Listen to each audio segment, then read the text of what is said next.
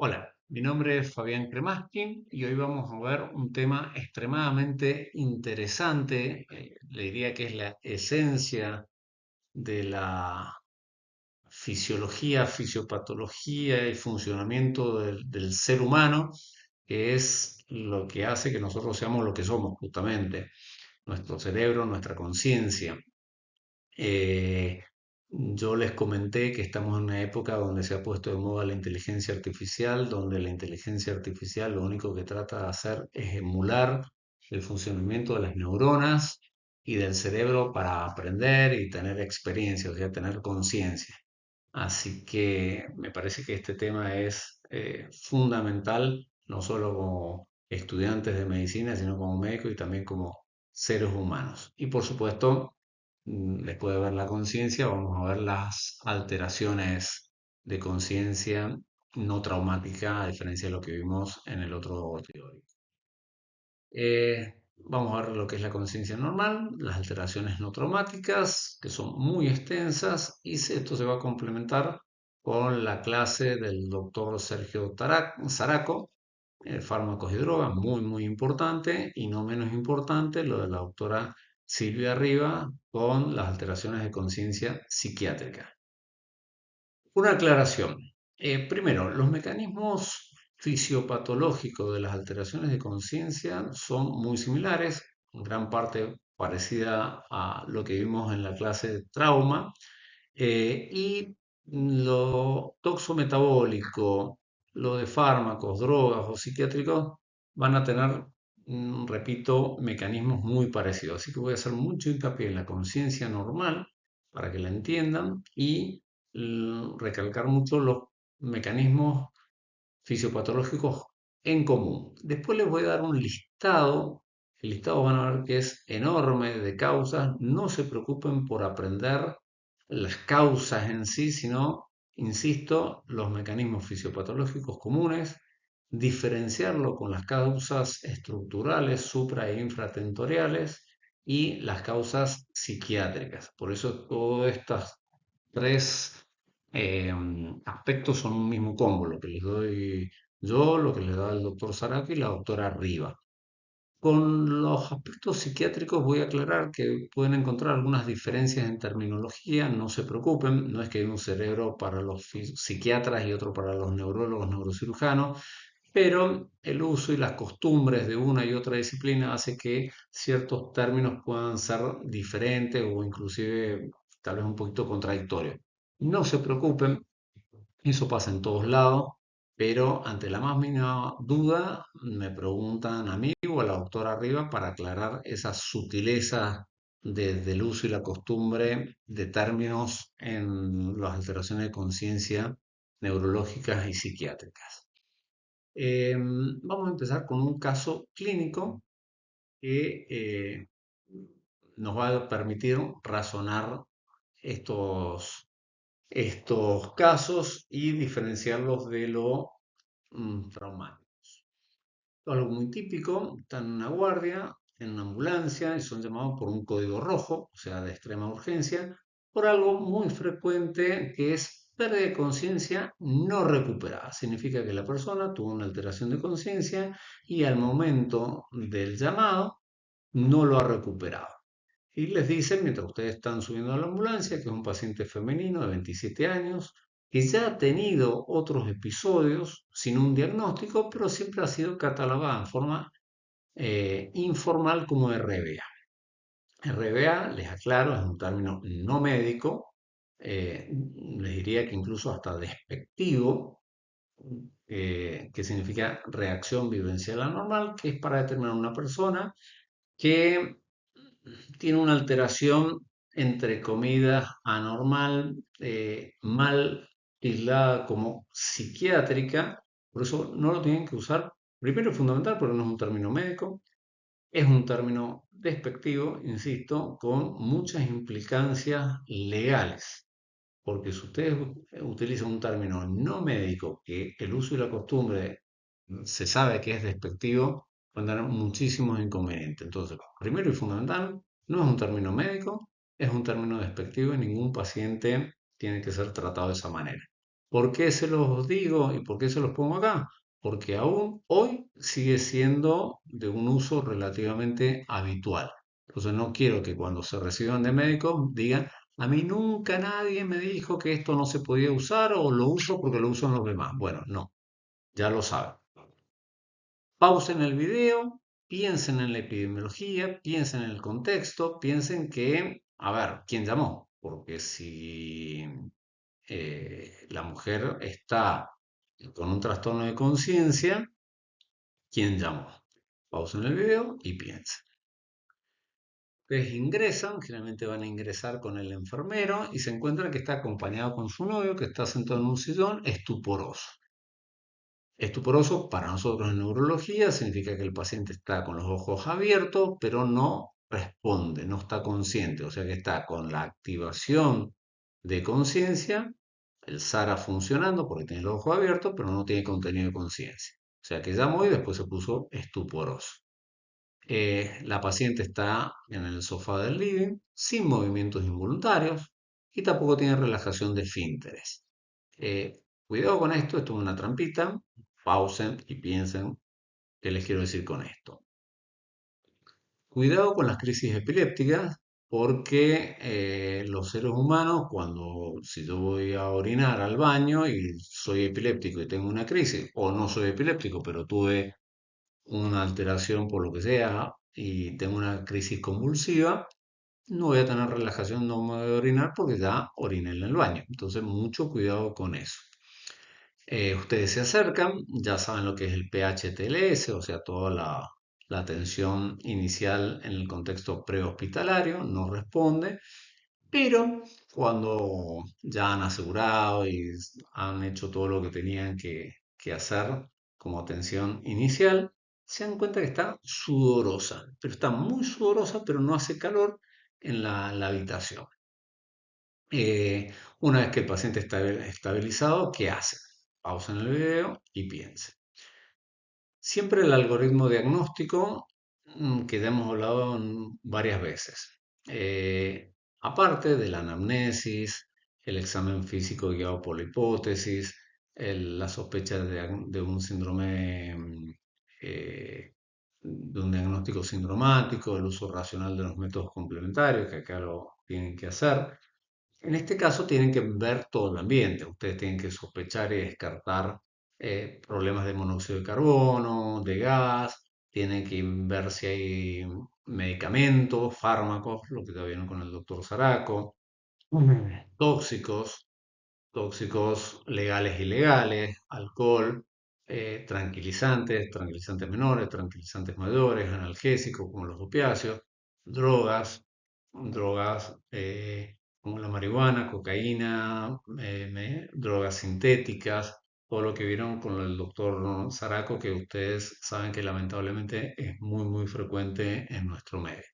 Entonces tienen que revisar absolutamente todo y bueno, después también lo pueden atender al novio, pero eso no es una urgencia. ¿Qué piensan? Hacen todo lo que les dije y dentro de las hipótesis diagnósticas tal vez han pensado en una hipoglucemia. ¿Por qué la hipoglucemia? Si bien no tiene antecedentes y ustedes no han encontrado medicamentos para tratamiento de diabetes, ni insulina, ni nada en vías orales, por la sudoración tiene que pensar en una hipoglucemia. Entonces le hacen el hemoglucotest que les da inferior a 45 miligramos decilitro. Entonces el diagnóstico es la hipoglucemia. ¿Cuál es el manejo? Por supuesto que la glucosa hipertónica.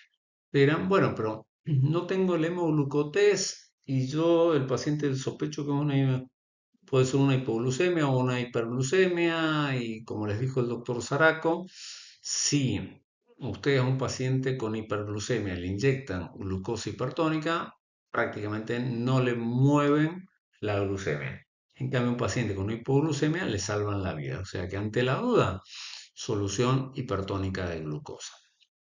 Bien, ¿cuál fue la causa de esta hipoglucemia teniendo en cuenta que fueron varios episodios repetidos? donde ya estaba descartada, porque después se enteran de que ya estaba descartada la diabetes. ¿Qué se les ocurre? Bueno, espero que hayan pensado en un insulinoma. Ahí está en la imagen de abdomen, está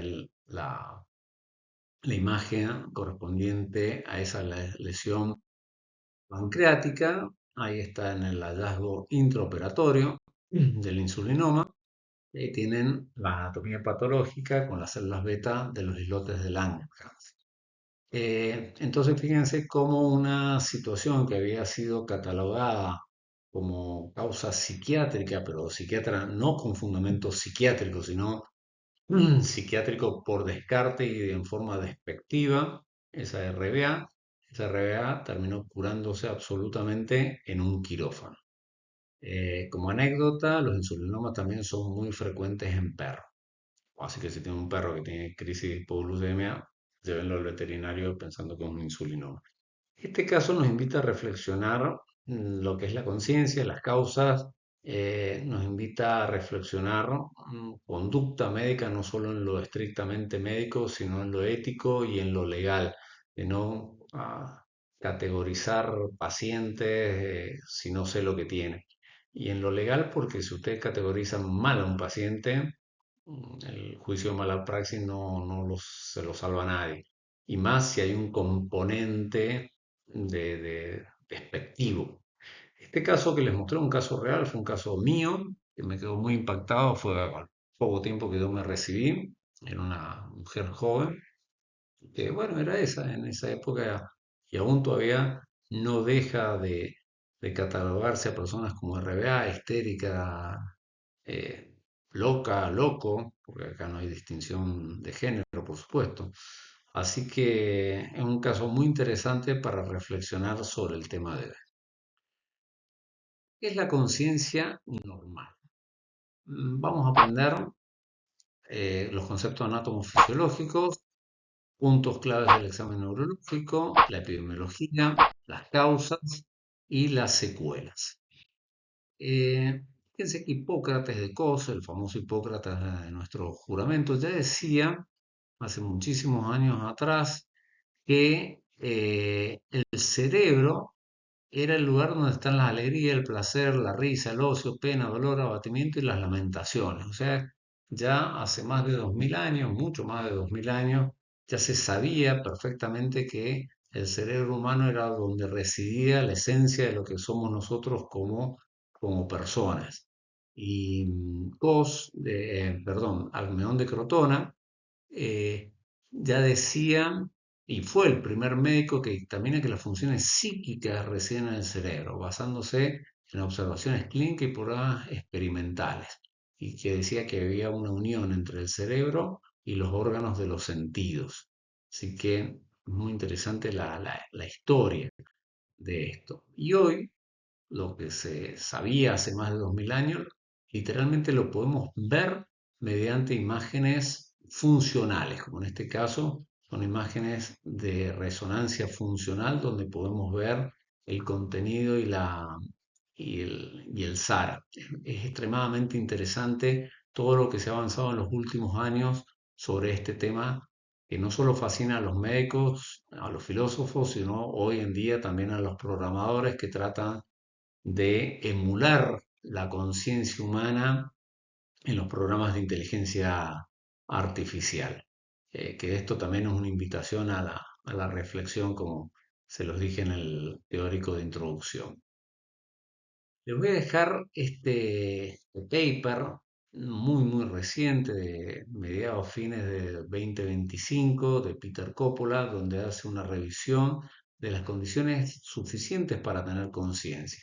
Extremadamente interesante, es un trabajo largo que hay que prestarle mucha atención, pero donde ya empieza a decir que no solo es la conciencia, sino también el cerebelo, los núcleos de la base, como componentes esenciales para que se produzca la conciencia humana.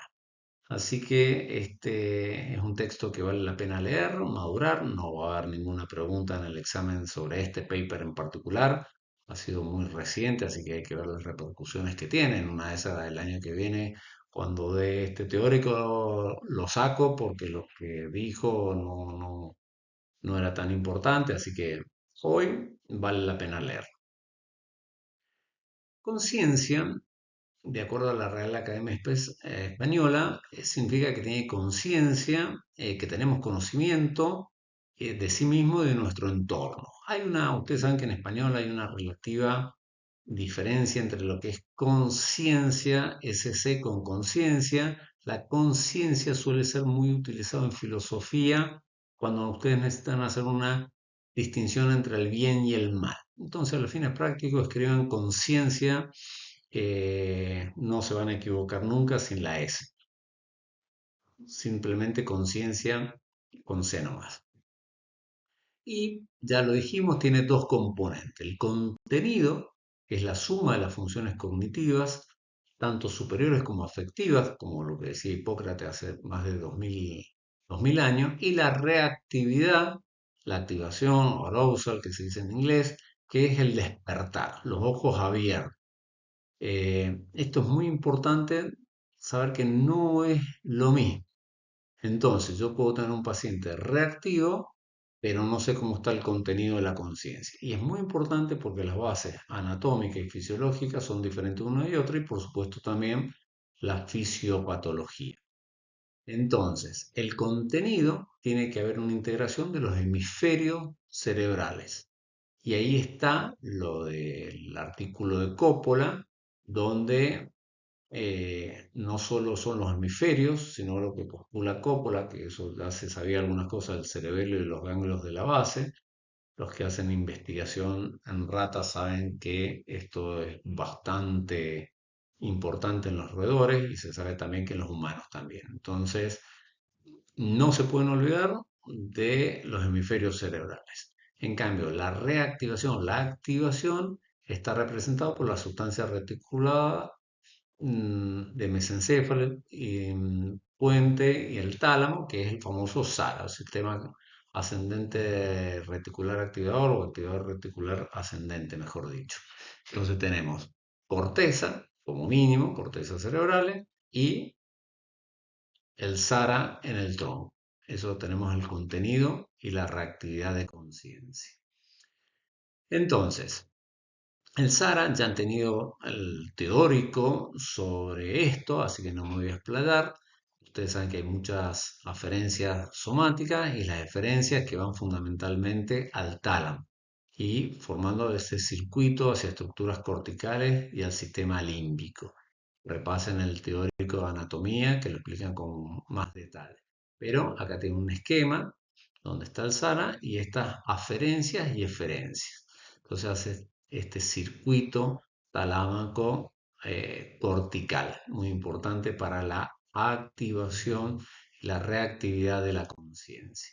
Y ustedes saben, porque ya han tenido también este teórico, pero aprovecho para decirles que en el ciclo vigilia-sueño no es que la conciencia es como un on-off, prende y apaga, sino que hay medidas activas por parte del cerebro para dormir, dormir entre comidas.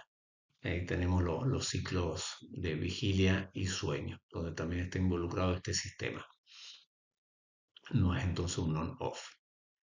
Y acá lo maravilloso de la tecnología, que ya lo van a ver también en una clase de imágenes, es que ahora este SARA lo podemos ver. Esto es una tractografía, una resonancia por tractografía, donde podemos ver este tracto del SARA en un paciente real. Entonces, si hay una alteración, un daño, ya sea por un trauma, como vimos en la otra clase, donde vimos, por ejemplo, la lesión axonal difusa, hoy lo podemos ver en un paciente en vivo. Es impresionante las cosas que nos están dando las cosas, los diagnósticos y las imágenes que nos están dando los colegas de diagnóstico por imagen. Es verdaderamente maravilloso todo lo que estamos aprendiendo de las imágenes funcionales. Entonces, esto es muy importante. Esto yo le diría que es la diapositiva tal vez más importante para este teórico de fisiopatología, porque esta integración del sistema activador reticular ascendente con el tálamo y la corteza, este circuito, tiene tres fundamentos anatómicos y funcionales para explicar la fisiopatología. La integridad anatómica, que son las estructuras, la integridad metabólica, que esto tiene que ver con la circulación, lo que vimos la clase de trauma, como son las alteraciones, se acuerdan que hablamos de la cascada citotóxica y el daño endovascular. El daño endovascular es lo que producía la alteración en la vasoconstricción y la vasodilatación. Entonces esto es muy importante. Y finalmente, la integridad con la comunicación, o sea, la comunicación entre las neuronas, los neurotransmisores, esa cascada citotóxica. Entonces acá tenemos todo lo que hablamos la otra vez de trauma y ahora a la conciencia no traumática, las alteraciones de conciencia no traumática. Entonces, para que funcione bien la reactividad, tenemos que tener bien la anatomía y la fisiología y la bioquímica, o sea, esos neurotransmisores. Eso es fundamental. Entonces, cualquier alteración, como vemos acá, de la corteza o del SARA, como vemos ahora con la estratigrafía, nos va a producir una alteración de conciencia. O se afectan ambos hemisferios o se afecta el SARA. Y fíjense, esto es muy importante. Yo les mencioné, y les voy a dar más detalles, que hay muchísimas causas de alteraciones metabólicas de la conciencia. Sube y baja la glucemia, sube y baja el sodio, el potasio, el cloro, gran cantidad de droga, gran cantidad de fármacos. Entonces, ¿por qué tantas cosas tan diversas produce la alteración de conciencia? Porque hay mecanismos fisiopatológicos en común. Por ejemplo, la hipoglucemia disminuye el ATP neuronal, hay una disfunción sináptica y me produce la obnubilación o el coma. Reversible en el caso de la hipoglucemia. Hipoxia disminuye el metabolismo oxidativo. ¿Qué dijimos que necesitaba el cerebro en la clase de trauma? Sangre con oxígeno y con glucosa. Si no tengo glucosa o no tengo oxígeno, va a producir estos trastornos. La hiponatremia, que va a producir edema cerebral por entrada de agua. Eso me va a producir coma, pero también convulsiones. Hay ciertos fármacos, como por ejemplo fármacos antiepilépticos como la carbamazepina, que produce trastornos de conciencia por hiponatremia dilucional. Y esto es muy importante y lo vamos a ver en pacientes añosos con fármacos, con otras alteraciones donde hay hiponatremia y produce alteraciones de conciencia muy importantes. Los fármacos sedantes, como ya lo vieron, aumenta el GABA, disminuye el glutamato, entonces hay una inhibición cortical, la insuficiencia hepática, aumenta el amoníaco, hay una disfunción de los astrocitos, en la insuficiencia renal aumenta la urea, hay acidosis y en la sepsis hay citocinas. Estos son algunos ejemplos de factores desencadenantes, pero lo importante es ver este mecanismo básico. Y estos mecanismos básicos se repiten en otras muchas causas que no están listadas acá. Pero lo importante es que entiendan que tanto el SARA como la corteza cerebral son muy vulnerables a cambios metabólicos, iónicos y tóxicos mediante estos mecanismos en común. Esto explica por qué todas esas causas van a parar a estos mecanismos fisiopatológicos básicos. Y aprovechando la clase del traumatismo y la de ahora, vamos a hacer algunas diferenciaciones entre lo estructural con lo toxometabólico, para aprovechar el caso que les mostré más temprano. El inicio del toxo metabólico suele ser subagudo o progresivo, en cambio, lo focal es súbito, o sea, un golpe en la cabeza, daño neuronal primario, secundario, terciario, los maratonistas que iban corriendo producían alteración, la cascada neurotóxica y los trastornos endoteliales. Generalmente no tienen foco en el toxo metabólico Y sí, hay un daño focal. Acuérdense que el daño focal significa que hay una parte, es como si iluminaran un foquito como el que tengo acá arriba, enfocar ahí y me dice, ahí está la lesión. Si un paciente, les doy siempre el mismo caso clínico clásico, que si un paciente tiene una hemiplegia proporcional facio-brachiocrural derecha, el foco, o sea, tiene que focalizarse en la cápsula interna contralateral. Si tienen una midriasis y una alteración motora cerebrosa o sensitiva del lado contrario, el foquito está en el tronco, en el mesencéfalo, que es donde nace el tercer par, y ahí tengo que ir. Eso es el concepto de foco.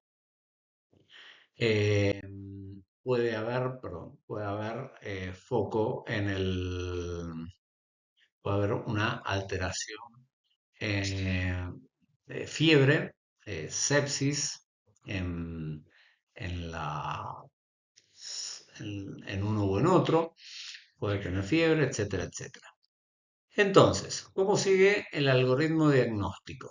Famoso algoritmo diagnóstico que les hablo del primer día y del razonamiento clínico. Cuando disminuye el nivel de conciencia, tienen que pensar, ¿hay foco o no hay foco? Si hay foco, sospechar una causa estructural, un ACV, un hematoma, un tumor, un absceso, etcétera, etcétera. Si no, sospechar en toxometabólica. Fíjense qué importante el concepto de focalización en neurología. ¿Tiene signos meningios o fiebre? Si es sí, infección. Si es no, continuamos con la evaluación metabólica. Otra cosa muy importante, y por eso fue el caso que les di del insulinoma. La glucemia está alterada.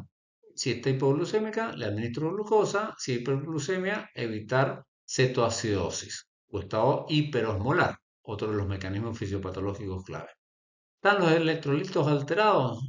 El sodio, el calcio, el magnesio, corregirlo siempre gradualmente. ¿Hay fármacos o tóxicos? Siempre, recuerdo en la clase del doctor Zaraco, benzodiazepinas, opioides, anticolinérgicos y dar los antídotos específicos. Y si hay insuficiencia orgánica, pensar en el hígado, en el riñón o respiratoria, encefalopatía hepática, encefalopatía urémica o hipercapnia. Y ahí tienen básicamente todo lo que tienen que saber en este teórico, los mecanismos fisiopatológicos básicos comunes y el algoritmo diagnóstico basado en la fisiopatología. Eso es lo maravilloso, vuelvo a insistir, de la neurología. Es muy matemático, es muy fácil. La verdad que si ustedes lo razonan de esta manera, la neurología es fascinante y fácil y salvan vidas. Entonces, sabiendo los conceptos básicos, anatómicos, fisiológicos y metabólicos de la conciencia, o sea, las estructuras, la circulación y los neurotransmisores, vamos a ir a las alteraciones de conciencia. Les recomiendo este libro, que no está dentro de la bibliografía habitual que les pusimos, que es el Harrison, el Michel y el Snell, pero todo, eh, los médicos nos basamos y todos los libros se basan de este clásico que es del 1980, la última edición es la del 2019, sobre los trastornos de conciencia, de Plan y Posner. Todos los libros que siguieron después, inclusive los que les mencioné, seguían con el plan y Posner. Y todo el resto del teórico está basado en un resumen de plan y Posner. O sea, pueden terminar acá la clase, se pueden levantar, ir a estudiar o a relajarse, que todo lo demás lo van a tener en el libro. Lo que voy a hacer a partir de ahora es resumir ese libro en una forma lo más práctica posible. Muchísimo, es inabarcable en una hora poder darle todo el libro, por eso va a ser una introducción a este texto. Si no lo consiguen, no lo tienen, me lo piden a mí, se los doy, se los presto y hacen lo que quieran, lo estudian, pero la introducción se las voy a dar ahora. Yo voy a ir relativamente rápido, que le digo, si no estaríamos 3 horas hablando de esto, pero no se preocupen, lo importante es lo que vimos ahora en esta primera media hora. Lo demás es agregar más capas a la cebolla del conocimiento. Entonces, primero, ¿cómo las clasifica Plano y Posner? Agudas y subagudas y crónicas. Dentro de las alteraciones de conciencia agudas, acá tenemos la primera diferencia con el libro de Plan y Posner, con la actualidad, y es que nosotros a los fines prácticos, todo lo que dice de obnubilación, delirio, confusión, estupor, esas, primero nosotros hablamos de síndrome confusional, porque a veces cuesta entender la sutileza entre la obnubilación, delirio, y ustedes como médicos prácticos, lo que necesitan saber es si el paciente tiene un síndrome confusional agudo o es un cautiverio o un coma agudo. Entonces englobamos las primeras cuatro en síndrome confusional, que para diferenciarlo muy rápido, la obnubilación de conciencia, o sea, lo que dice Micheli es que hay una disminución aguda, son todas agudas, está desorientado en tiempo, puede estar desorientado en espacio, está vigil pero no lúcido. Y acá, primera diferencia, y puede estar un poco excitado. Vigil pero no lúcido. Acá puede haber una pequeña diferencia con la terminología del médico psiquiatra. Para nosotros, vigil significa que está reactivo de conciencia, con los ojos abiertos. No lúcido significa que no podemos evaluar o tiene una alteración del contenido de conciencia. A veces los psiquiatras dicen que lúcido como sinónimo de vigil, que tiene los ojos abiertos. O sea, primera nota al pie donde puede haber una pequeña diferencia entre lo que es el vigil y lúcido. Neurología, vigil lo hacemos la similitud con el SARA, lúcido con el contenido de la conciencia. Pero lo importante es que tengan los ojos abiertos, eso es lo importante.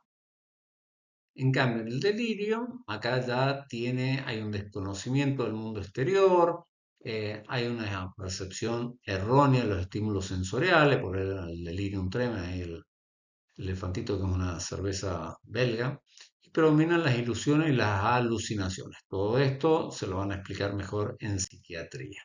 La obnubilación, que hay una alteración en la atención y la sensopercepción, responde lentamente, obedece órdenes y está hipersomne. Y el estupor, acá también tiene la reactividad conservada y que era el caso del novio de la paciente que vimos al principio y puede durar más tiempo. Como todo esto es confuso, inclusive tenemos términos como sopor, hipersomnia, somnoliento, bradipsíquico, algunos dicen talento, talentón, está huevonado, muy mendocino, qué sé yo, venía a verlo hoy, determinar. Entonces, nosotros hablamos de síndrome confusional para englobar todo lo agudo. Lo agudo que no sea un cautiverio, que vamos a ver ahora más extenso, y coma, que vamos a ver ahora más extenso. Esto está bien explicado en Micheli, en el libro de Micheli, así que si no tienen el plan Ipona, lo pueden leer ahí en el Micheli, que les dejé la página en la diapositiva correspondiente. El síndrome de cautiverio es una alteración en las eferentes del núcleo de la protuberancia, es una lesión a ese nivel, que también se llama el síndrome del enclaustramiento, el lock-in en inglés, el LIS. Esta alteración de la protuberancia es básicamente que el paciente está enterrado en vida. O sea, entiende absolutamente todo porque es un problema de la eferencia. Hay un trastorno en las eferencias. Pero cuando nosotros hablamos en neurología, que los aferentes, diferentes, y uno, ustedes como estudiantes de medicina todavía no terminan de comprender qué significa eferente, aferente. Y acá tiene un perfecto claro que se aplica a todos los circuitos cerebrales. La eferencia, o sea, tenemos el núcleo en la protuberancia, hay aferencias y eferencias. Más allá de dónde van, a dónde vienen, significa que todo lo que recibe ese núcleo está intacto. Entonces, el paciente escucha, el paciente siente frío, el paciente siente miedo, siente angustia, puede escuchar, ver, todo lo que les dije recién, pero la eferencia, o sea, las eferencias están anuladas. El paciente está muerto en vida. No puede hacer nada, no puede hablar, no puede moverse, no puede hacer nada. Algunos pacientes solamente pueden mover una parte minúscula como un párpado, un pequeño guiño, un movimiento en la comisura. Nada más. Por eso dicen que están verdaderamente enterrados en vida. Eh, este es un caso muy famoso, Jean-Dominique Bobby, que tuvo esta lesión protuberancial por por un ACV, era un periodista francés muy famoso, editor de una revista de moda, él, y a los 43 años sufrió el ACV, quedó cuadripléjico, mudo, y solo podía parpadear con su ojo izquierdo. Entonces, ahí es una foto de la vida real que le escribió, le redactó a su secretaria un libro, La escafandra y la mariposa, que eran sus memorias, y tenía una tablita, entonces, con la tablita con las letras, le iba dictando letra por letra, el libro de. Eh, Perdón. Entonces ahí tienen la película que se hizo, estaba el libro, la película. Si la pueden ver, se las recomiendo porque la verdad que es verdaderamente interesante el caso. Eh, Eso es el trastorno de enclaustramiento. Ahora vamos al coma. El coma, también agudo, hablamos de síndrome confusional, enclaustramiento y coma, como causas agudas de trastorno de conciencia toxometabólico. Obviamente que el coma también se puede producir eh, y el enclaustramiento por lesiones estructurales, pero bueno. Acá tenemos una alteración del contenido y de la reactividad. Fíjense que en el enclaustramiento, la reactividad estaba y el contenido también estaba, pero había un problema en la eferencia, que hay un problema en el contenido y la reactividad. El paciente tiene los ojos cerrados y no responde ante los estímulos. El enclaustramiento, sí, lo que pasa es que no podía responder. Acá el paciente en coma no responde, directamente no puede responder. El paciente con enclaustramiento podía, por ejemplo, con el parpadeo. Dura desde una hora hasta 4 semanas. Esto es fundamental. 4 semanas. Después el paciente abre los ojos y por definición ya deja de estar en coma. Todos los pacientes a las 4 semanas abren los ojos. Ahí viene otro aspecto. Puede aparecer algunas respuestas del reflejo del tronco cerebral. Y lo importante es que para decir que el paciente no está en coma, tiene que haber la apertura ocular y regulación del ciclo sueño-vigilia. Pero no significa que va a estar consciente, ya lo vamos a ver enseguida. Entonces, coma, ojo cerrado, sin responder, por lo menos 4 semanas, hasta 4 semanas. Una nota, así como les dije que el RBA no existe y no se usa más o no se debería usar más, hay ciertas clasificaciones de coma que no deberían ser usadas más, que lo usan mucho los periodistas, coma grado 1, 2, 3, 4. Eso ya no se usa más, eso no se usa más, se lo menciona, pero es obsoleto, es totalmente obsoleto. ¿Qué es lo que se usa? El coma es sin apertura ocular, no responde a órdenes, no habla y una escala de coma de Glasgow de 8 o menos. Eso es lo que tienen que saber como médicos hoy, no la clasificación periodística.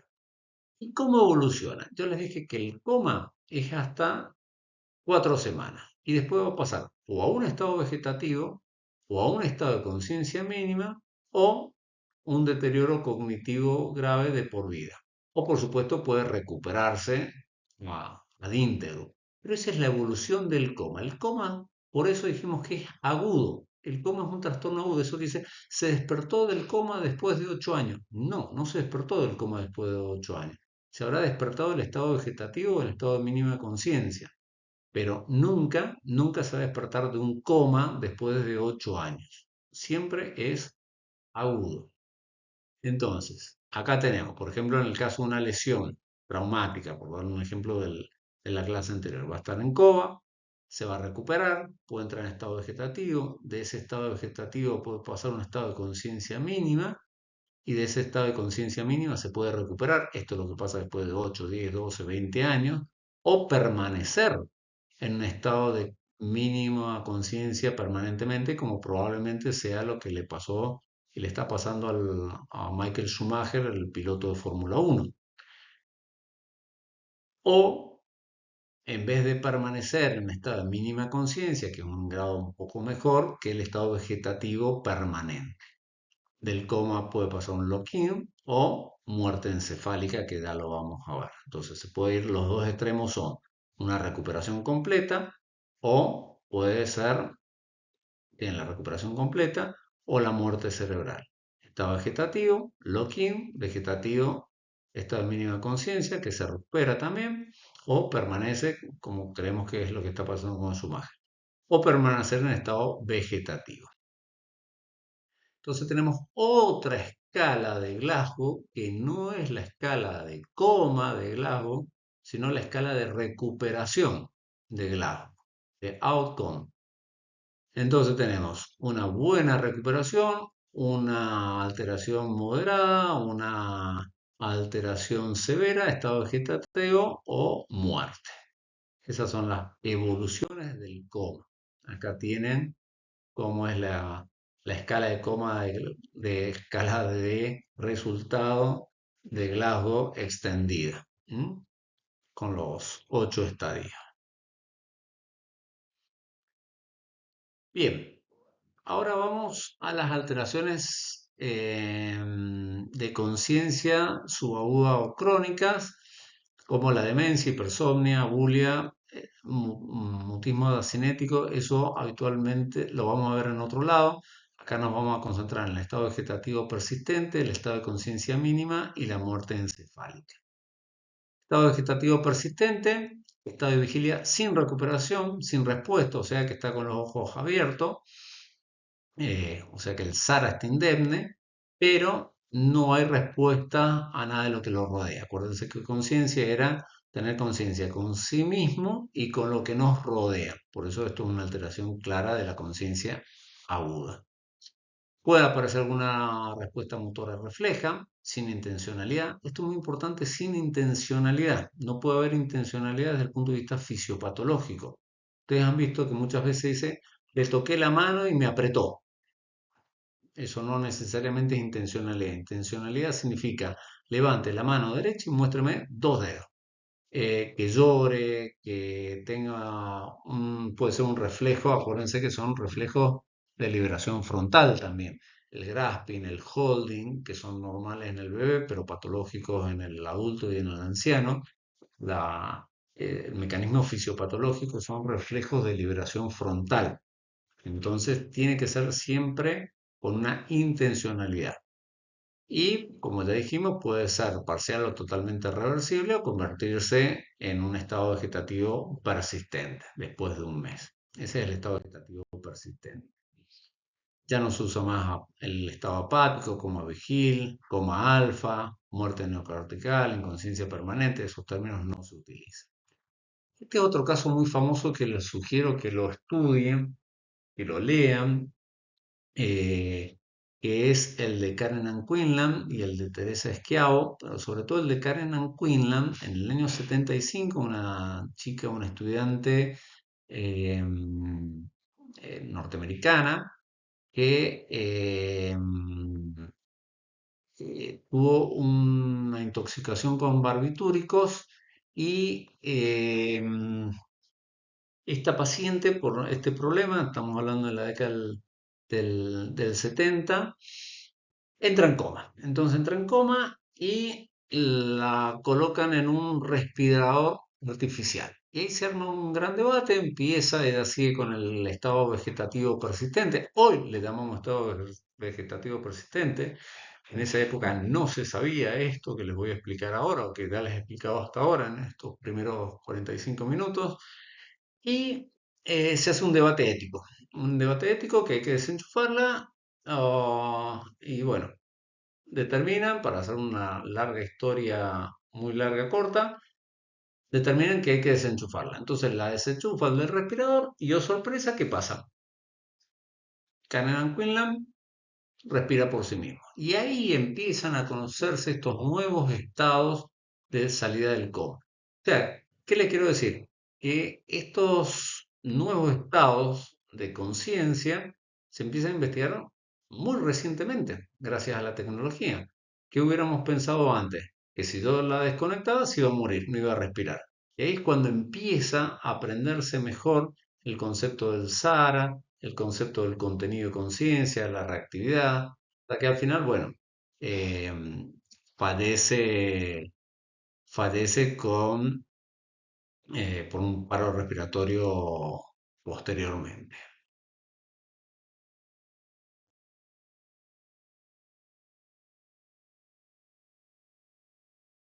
Entonces, acá tienen las definiciones de estado vegetativo persistente y estado vegetativo permanente.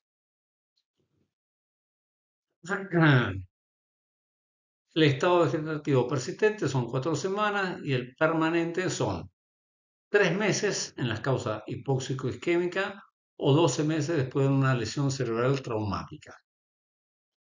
Esto es muy importante, que a veces los pacientes nos preguntan, ¿y cuándo se va a despertar? Nosotros para decir que es persistente, permanente, es cuando, si la causa fue hipóxico, isquémica, metabólica, por fármacos, ya a partir de los 3 meses ya decimos que es permanente. En cambio, traumática tenemos que esperar por lo menos 12 meses y ahí ya es permanente.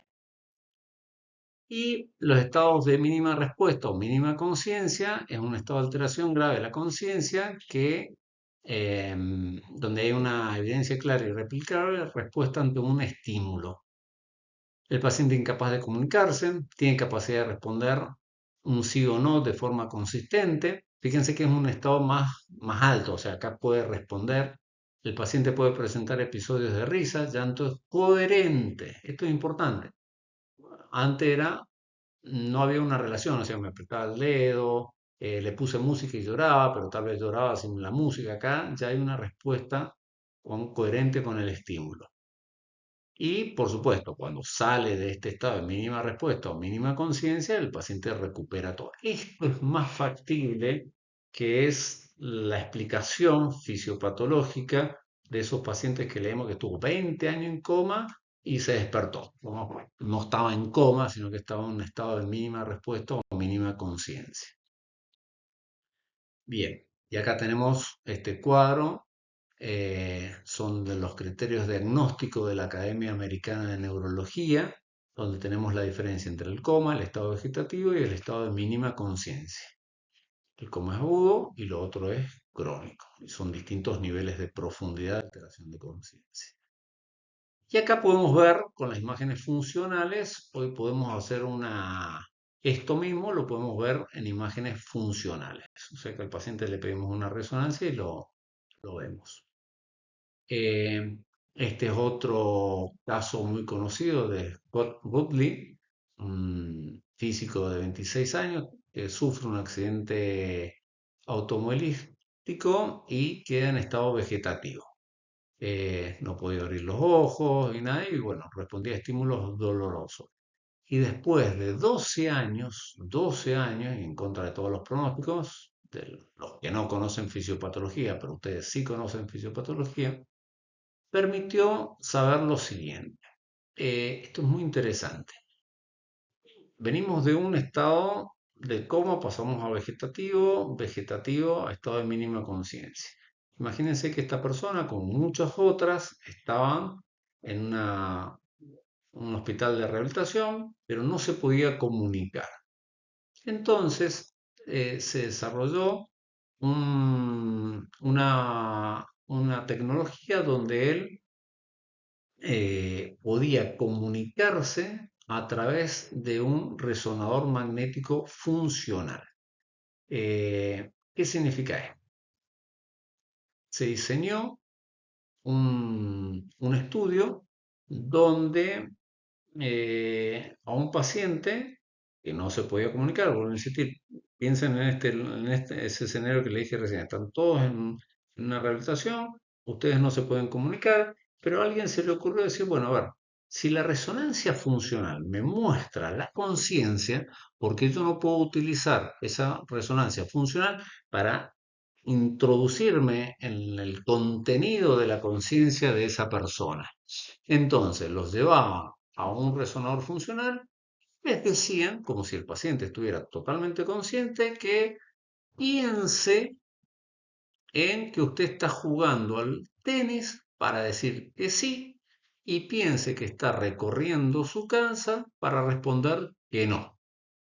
¿Por qué jugar al tenis? Lóbulo frontal, corteza motora, ¿qué se va a activar? La corteza motora frontal. En cambio, si yo me imagino, ustedes cierran los ojos, imagínense que están entrando a su casa y que van, suben la escalera o no, y llegan a su cuarto, ¿qué se va a activar? El lóbulo parietal.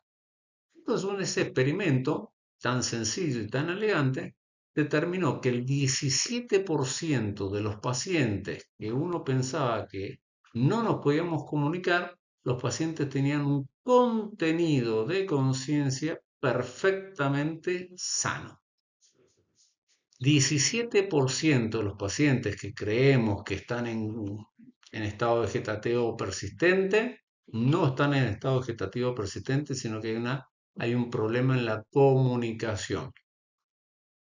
Fíjense que esto es diferente al estado de enclaustramiento. En el estado de enclaustramiento, el paciente podía moverse y mediante Morse podía conversar y dictar un libro. Acá nada, acá era solamente por la detección de la actividad cerebral mediante imágenes de resonancia funcionales. Esto está en este libro que es maravilloso, yo se los recomiendo, así como el Plan y Posner es el libro de cabecera de todos los médicos que quieran estudiar el coma desde el punto de vista médico, para todas las personas que quieran estudiar la conciencia humana desde un punto de vista científico rigurosísimo, pero accesible. Este libro de Stanislas Dehaene, un francés, es maravilloso y les explica en detalle este estudio. Obviamente que esto tiene un montón de implicancias éticas que se plantearon, así como el caso de Marianne Quinlan despertó todo un debate ético sobre la conciencia, la ética, el debate de desconectar, como se dice a veces, a un paciente o no. Fue un debate eh, tremendo, que ustedes han nacido ya con la resolución de estos debates, pero cuando uno vivió esa época, la verdad que era impresionante. Y esto mismo está pasando ahora, y lo mismo está pasando con la inteligencia artificial. Entonces estos debates hacen que recapacitemos cada tanto qué es la conciencia. Así que este libro se los recomiendo, también al que lo quiera se lo presto. Soy muy cuidadoso de mis libros, así que están todos invitados a leerlo porque vale la pena, sinceramente. Eh, y bueno, y esto acá me sale mi sesgo de neurocirujano funcional. Ustedes dirán, bueno, ¿qué se puede hacer? Si yo conozco la fisiología, la anatomía y la fisiopatología y soy neurocirujano funcional, yo sé que colocando electrodos cerebrales profundos en a nivel talámico, queda a nivel talámico.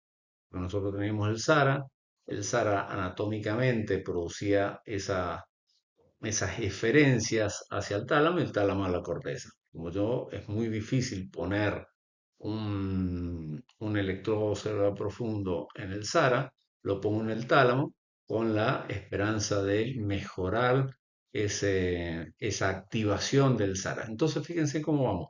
La anatomía, la fisiología, la fisiopatología, hasta una cirugía cerebral de altísima complejidad para intentar despertar a los pacientes con estas alteraciones de conciencia mediante estimulación cerebral profunda. Todo está relacionado. Así es como funciona el DBS, Deep Brain Stimulation, estimulación cerebral profunda para pacientes con alteración de la conciencia. Y esto no es tan nuevo, esto lleva muchísimos años. Y por último, La muerte encefálica, esto está bien determinado en la ley 27.447, que es la ley Justina.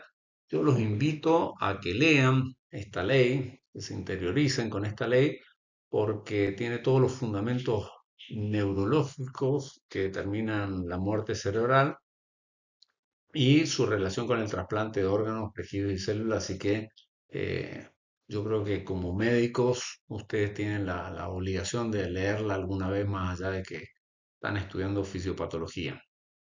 Ahí tienen toda cómo se determina y cómo se define la muerte encefálica. Bueno, yo acá voy a pasar muy rápido las alteraciones de conciencia. De la anamnesis solamente les dejo las diapositivas, después se las voy a dejar para que la lean con detenimiento. Nada más para aclarar la anamnesis, el examen neurológico, el estado de conciencia para escanearles, motor, sensibilidad, coordinación y reflejos, como ya lo hemos visto.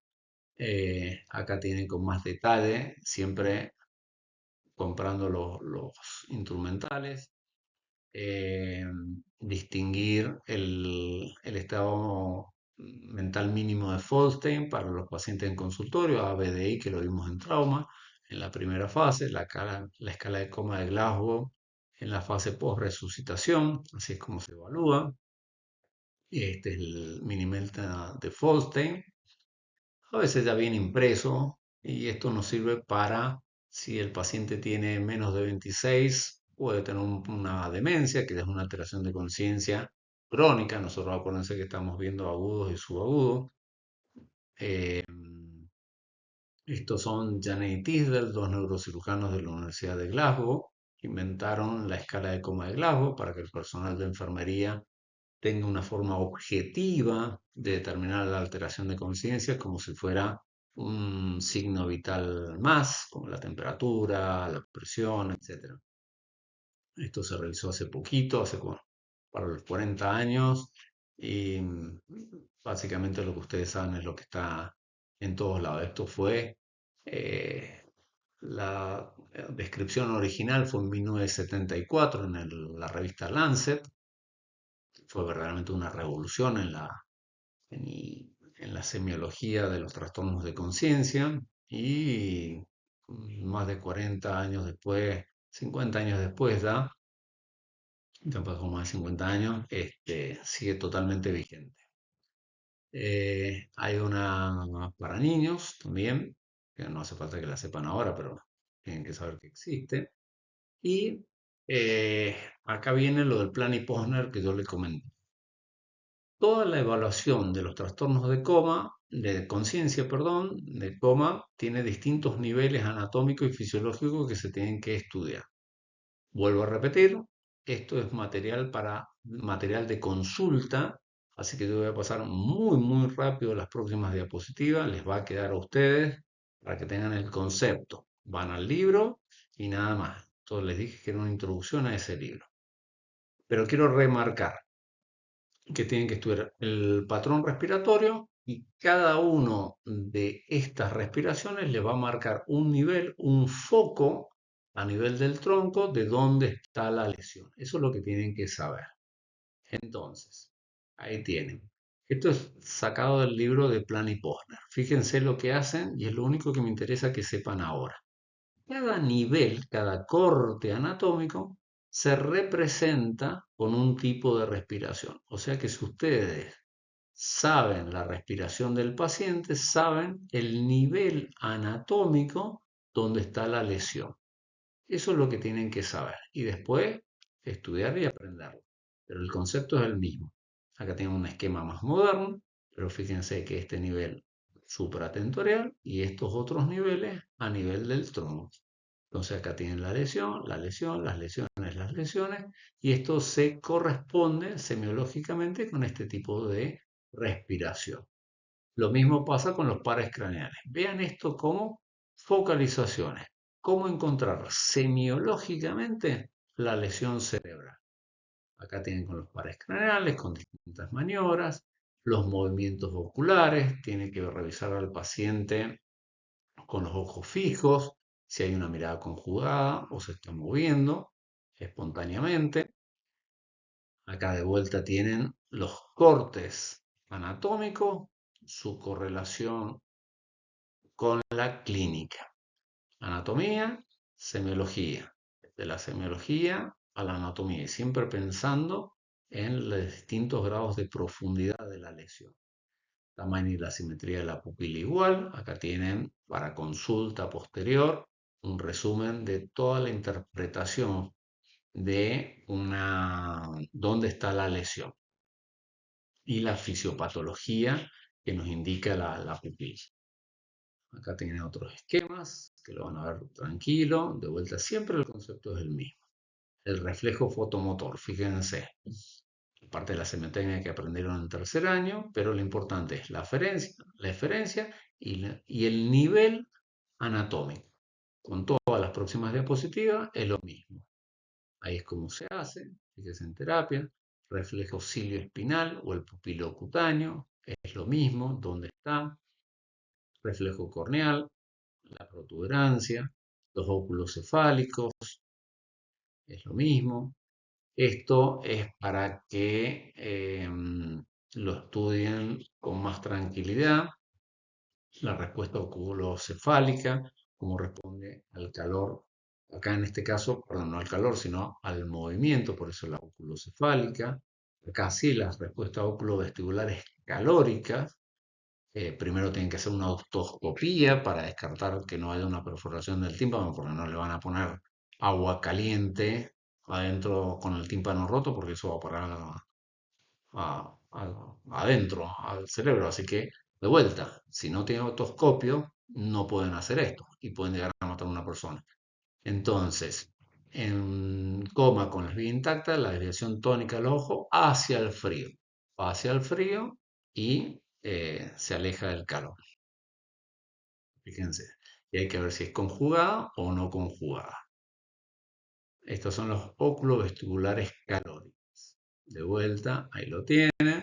Lo estudian con tranquilidad.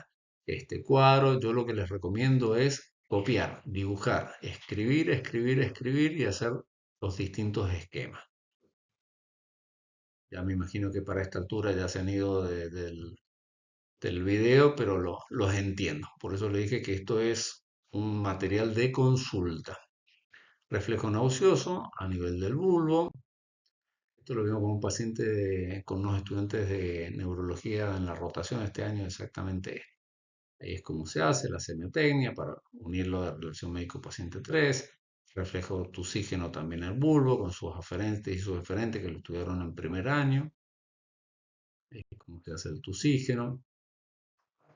Las extremidades, acá tienen que saber con el estímulo nociceptivo, que es la maniobra de Foix, si no hay respuesta, si la extensión es anormal, normal, si hay asimetría, que esto lo vemos en la escala de coma de Glasgow, en el OMB, la M motor, es lo que están evaluando acá, es exactamente lo mismo, y ahí tienen de vuelta.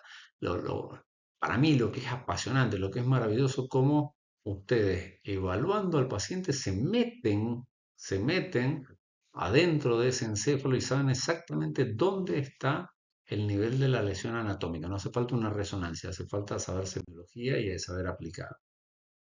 Hay otro reflejo que en realidad es el reflejo plantar. Babinski es cuando no se dice Babinski positivo o negativo, sino tiene Babinski, que es una respuesta extensora. Medir la temperatura, ya por lo que vimos los mecanismos fisiopatológicos en común, lo que produce la hipotermia o la hipertermia. Eh, la tensión arterial, ya lo hablamos en extenso en el de trauma. Así que bueno, una vez que tienen todo esto bien estudiado con el libro, tienen este siguiente resumen. Nivel diencefálico, de acá tienen todo un resumen de todo lo que dijimos. Cómo está la respiración, cómo están las pupilas, cómo están los movimientos conjugados, las respuestas calóricas, las vestibulares y la respuesta motora. Entonces, cuando todo esto lo tiene, es el nivel de encefálico. Después pasan el mesencefálico, la protuberancia y el bulbo. Todo esto está muy bien explicado en el plan Posner y está en todos los libros de neurología y de semiología basados en ese libro. Esto, como le dije recién, es no solo estudiar, sino razonar y dibujar, dibujar, dibujar, dibujar, dibujar, dibujar. Para tercer año, con todo lo que hemos hablado de los mecanismos fisiopatológicos, es suficiente. Pero yo quería aprovechar esta ocasión para hacer ese pie transversal con sistema nervioso, relación médico-paciente 3, con lo que van a ver el año que viene, con lo que van a ver en la PFO y después en la ambulancia. Y los métodos complementarios, ya lo hemos hablado, es complementario y no suplementario, o sea que esto lo tienen que hacer. Ahí dice, dado que ni usted ni en su radiografía se aparecen cambios de importancia, yo diría que continuáramos con el tratamiento en la misma medicación. A veces los médicos nos preocupamos más por ver imágenes o pensar en imágenes y no a la persona. Y siempre uso racional. ¿Por qué uso racional? Porque hay un montón de neuroimágenes diferentes, de neurofisiología. Hay que saber si lo pido en agudo, en crónico. Nunca pedir una resonancia en un paciente con un traumatismo de cráneo, sino una tomografía común. Si le pido sospecho un tumor o un absceso, le voy a pedir con contraste sí o no. Si el electromiograma lo voy a pedir o no con latencia, si la latencia es motora, sensitiva, etcétera, etcétera. Tenemos muchísimos estudios que evalúan la función cerebral. Pero como siempre, la anamnesis, examen físico guiado por la hipótesis, diagnóstico sindromático, presunción diagnóstica, uso racional y el diagnóstico etiológico. Ustedes dirán, pero este hombre, qué pesado que siempre dice lo mismo. Sí, lo digo 20.000 veces porque en cuarto año se lo vamos a volver a decir y en la vida real lo necesitan que sea así. Y ya para finalizar, este resumen de las causas supratentoriales, infratentoriales, disfunción cerebral difusa o toxometabólica. Es el cuadro que les mostré adelante de los mecanismos fisiopatológicos de uno y otro. Y el psicógeno, que es lo que vieron con la doctora arriba en psiquiatría. Fíjense que estas cuatro causas es lo que dice el libro de Plan y Posner. Eh, y solamente psicógeno, menos del 2%, o sea, muy poquito. ¿Y cuáles son las más importantes? Las difusas o toxometabólicas, las del día de hoy. Esto es importantísimo. La gran mayoría, fíjense que más del 60% son toxometabólicas. Y como les decía recién, tenemos un solo cerebro. No hay cerebro para psiquiatría, no hay cerebro para neurología, es uno solo. Entonces no echarle la culpa a los psiquiátricos sin haber descartado. Lo metabólico como más frecuente, supratentorial, infratentorial. No hay ninguna patología absolutamente psiquiátrica o neurológica como pueden ver en este cuadro. Dentro de las causas estructurales, ya las vimos la otra vez en TEC, pero acá solamente les menciono para seguir con el relato de Plan y Posner, las lesiones supratentoriales, las infratentoriales. Cada una de las supratentoriales tiene lesiones que actúan a nivel del rinencéfalo y subcorticales, como los infartos, o supratentoriales ocupantes de espacio, las hemorragias, los infartos, neoplasias, abscesos, traumas, que ya los vimos. ¿Y cuál es la característica semiológica para la relación médico-paciente 3? ¿Se acuerdan que dijimos que tenía un signo de focalización neurológica? Entonces hay una asimetría y una progresión rostro-caudal. Esto es lo que significa la progresión rostro-caudal. Es lo que acabamos de ver de Plan y Posner. ¿Se acuerdan que dijimos que estaba supratentorial y después el resumen semiológico? Encéfalo, mesencéfalo, protuberancia. Eso es la progresión rostro-caudal, que va de lo más posterior hacia abajo, rostro-caudal. Y van afectando distintas manifestaciones neurológicas. Por eso es tan importante, no ahora en tercero, pero cuando se reciban de médicos, esto lo van a saber, así que les doy toda la película completa desde ahora. Y acá tienen lo mismo, la progresión rostro-caudal en la parte motora. Entonces, si el paciente, ustedes le hacen la maniobra de FOAP y el paciente me agarra las dos manos, significa que está la lesión más superficial que si estuviera con una extensión bilateral. Es más profundo. Progresión rostro-caudal típica de las lesiones supratentoriales. Las infratentoriales pueden ser por lesiones compresivas o lesiones destructivas, como tienen ahí, lo pueden leer más tranquilo. ¿Y cuál es la característica? Acá, a diferencia de la supratentorial, que primero aparece el foco, acá aparece más rápido la alteración de conciencia. Tiene alteraciones focales a nivel del tronco porque es infratentorial, los síndromes alternos que ustedes vieron en relación médico-paciente 3, y hay signo de alteración oculovestibular. ¿Y por qué va a haber alteración oculovestibular? Infratentorial. La fisiopatología infratentorial es muy diferente de la supratentorial porque las características anatómicas son diferentes. Todo lo que es infratentorial está cerca del tronco y relacionado al equilibrio y la circulación posterior. Y fíjense con la alteración del ritmo respiratorio más rápido que la supratentorial. Entonces, la supratentorial es más lento, esa progresión rostro-caudal, y como la infratentorial está más cerca del tronco, esa progresión rostro-caudal es más rápida y tiene algunas diferencias de algunas diferentes en la exploración neurológica justamente por la fisiopatología. Entonces tiene el SARA, ahí cerquita, y dan los síndromes alta. Y todo esto va a terminar en una hipertensión endocraniana. Más de 15 milímetros de mercurio, cefalea, vómitos, edema de papila. El edema de papila ustedes lo van a ver por una disminución del latido venoso en la oftalmoscopía. Y para hacer una oftalmoscopía, ¿qué tiene que hacer? Comprarse el oftalmoscopio. Siempre reiterando 20 veces. Esto es monitoreo de la presión intracerebral, que lo vamos a ver el año que viene. Y acá tenemos finalmente cómo termina esta progresión rostro-caudal. Y termina en una herniación cerebral. Ahí tenemos cómo se hernia el unco. Acá tenemos esto por un tumor, esto por una hemorragia. Y ahí tenemos el uncus del lóbulo temporal, cómo progresa y obviamente va a llegar a la muerte. Ahí tenemos el unco en un preparado anatomopatológico. Y el listado de las causas toxometabólicas. O sea, ¿por qué les hice el repaso de lo anterior? Era para darle una continuidad con el de trauma y no se puede estudiar lo toxometabólico, que es mucho más frecuente, 60 por 70%, si no lo asociamos y lo estudiamos con la fisiopatología de las causas estructurales, porque las tienen que diferenciar.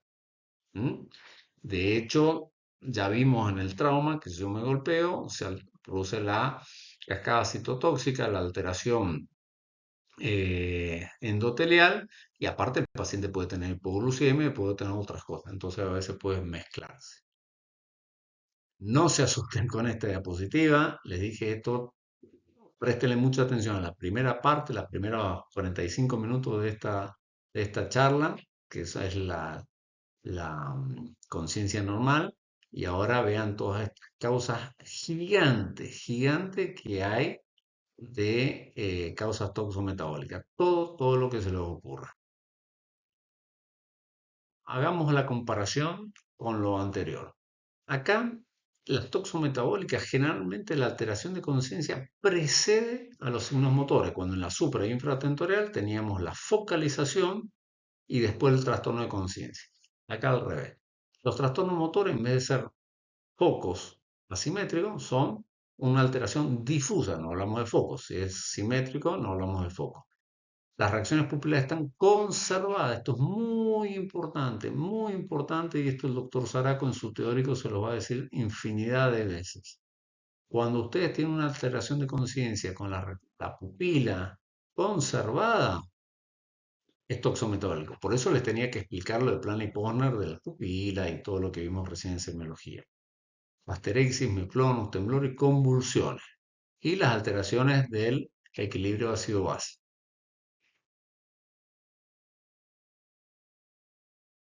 Bueno, esto es una mnemotecnia que en realidad me la inventé yo. Háganse la que quieran, porque son tantas las causas que yo me inventé esto. Con las vocales A, E, I, U. ¿Y qué tenemos? A, E3 y 2, O, U. A, tal cual. La E, tenemos endocrinológicos, electrolitos y epilepsias. La I, la insulina y las infecciones. La U, oxígeno y la uremia. Y perdón por el ruido, me olvidé de sacarlo. Entonces, alcohol, todo lo que es, que esto lo vieron con Saraco, todo lo que se le ocurra de endocrinológico, sube la glucemia, baja la glucemia, los electrolitos, sube el sodio, baja el sodio, el potasio, el magnesio, lo que quieran. Epilepsias, la insulina, hipoglucemia, la sepsis, y aumenta el oxígeno, disminuye el oxígeno, la uremia. Acuérdense, los mecanismos fisiopatológicos que vimos al principio son todos mecanismos fisiopatológicos en común, independiente de la causa. Las consonantes, STP, el aceite este, shock, toxina, temperatura y las porfirias. Todo esto también puede producir. Otras consonantes, Distrito Federal de México, DF, todas las drogas y todos los fármacos que vieron en el teórico del doctor Sarat. Acá en la facultad tenemos el Observatorio de Salud Pública y Problemáticas de Consumo, que el director y el organizador fue el doctor Saraco, como también es presidente de la Sociedad Toxicológica Argentina,